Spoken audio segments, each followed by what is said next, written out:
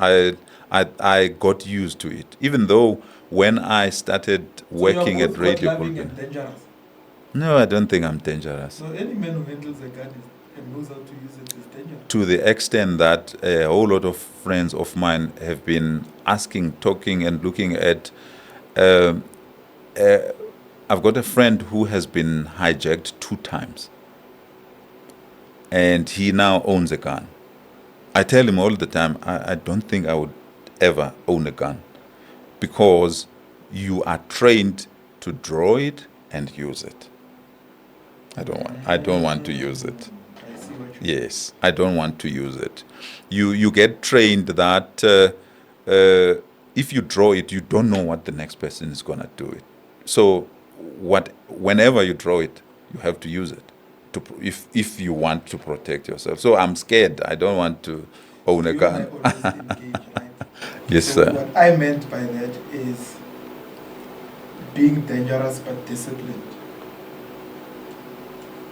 Being capable Yes, but doing what you're doing. but withdrawn. Choosing not to. Yes, exactly. Oh, okay. Oh, You know that's what I deep. mean? That's deep. Yes. Because there are people who are not even capable, but they consider themselves, but they're not capable. And there are people who are capable, Yes. but choose Choose not to. not to. Yeah. Yeah. And it speaks to the discipline, and we'll continue with what you're saying, the discipline that goes with, I'm doing journalism, Yeah. and I'm enrolling in the army. So you're training both the body, the mind, everything Yes. is being Yeah. engaged at Yeah. that moment. Yeah. And my parents, especially my dad, actually both of them, were so worried when I said to them I joined the army. My dad thought I'm gonna leave journalism and focus on the army. Yes, yeah, but I wouldn't. I wouldn't. That was not my calling. But most of the things I'm only seeing in hindsight. So I was still talking about how I am doing my final year at tertiary. And I'm thinking, I'm going to be doing investigative journalism and stuff like that. I'm probably going to be running after politicians or human interest stories or scandals and stuff like that. And I felt the Holy Spirit saying, now that you are almost done with journalism, not necessarily journalism, with spreading the news, I felt the Holy Spirit saying, what kind of news are you going to be spreading? Oh, I was confused. I was like, where did that come from? And then a friend of mine, Umbuso Mwabe, calls me 7 days after that predicament or that encounter. Yes, you know English. He calls and he says, "I'm finishing off my internship here at African Enterprise. You being a Christian, I think you would fit in well." And he's mocking and laughing at me. And then I was like, oh, okay, let me try it out. How does it work? Where is it? And it was in Pietermaritzburg. And then I ended up doing internship there. I ended up helping with collating newsletters. I ended up being involved with radio, which I ended up heading that part of radio up and doing radio programs for 8 Christian radio stations. 7 in South Africa and 1 in Tanzania called Radio Uzima. And then pressure mounted. Being able to provide for myself and being able to achieve things that I aspired to achieve, I was like, I think I want to leave. And then I left. I went to work for a cleaning machine. It's called Kebi. It cleans floors, it cleans curtains, your sofas. It almost cleans everything except your washing the dishes.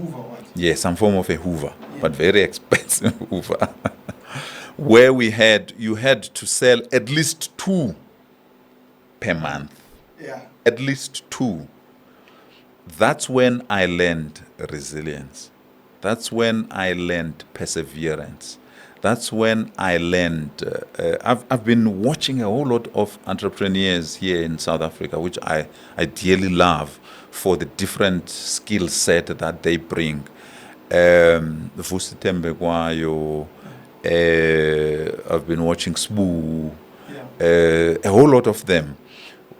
But there's one where Sbu talks about if that customer doesn't seem to like what you bring, go to the next one. Go to the next one. Go to the next. Don't ever lose heart and feel, oh, I'm unable to sell this thing. It means everyone else doesn't like it. That's when I learned all that kind of resilience when it comes to pushing for success in terms of whatever it is that you are doing, because we had to sell those to affluent people in affluent suburbs where you would knock and or press a buzzer and the only thing that you hear is a swear word. I ended up selling 8 on my very first month. At the time, KBE was 14,000 rands per kit, the entire kit. I ended up selling 8.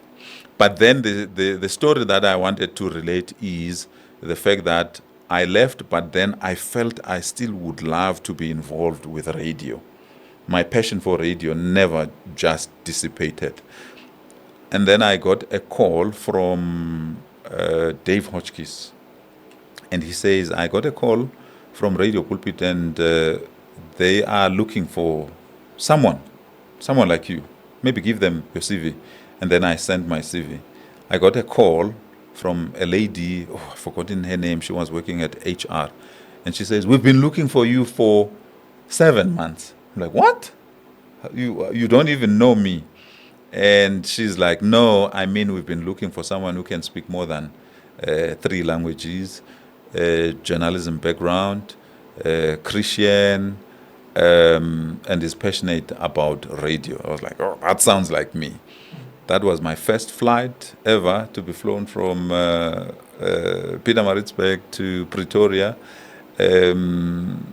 for an interview. And then when I got to the interview on the 7th question, the operations manager at the time stood up and he's like, I don't know what we are doing here. We are just wasting our time because this is the guy we're looking for.